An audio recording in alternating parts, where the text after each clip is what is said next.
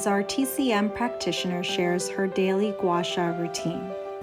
Be sure to clean your face before starting and apply a favorite moisturizer or facial oil to allow for gentle gliding of the tool.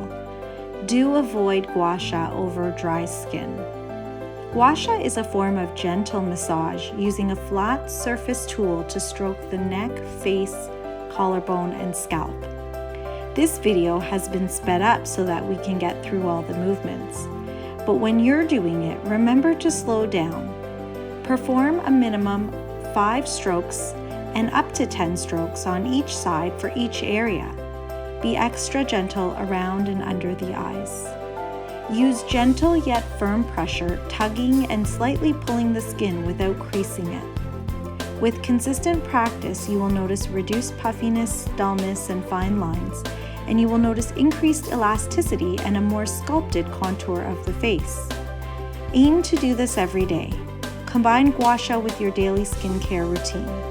And for even more benefits, consider booking a facial acupuncture visit offered by our TCM practitioner at our clinics in downtown Toronto.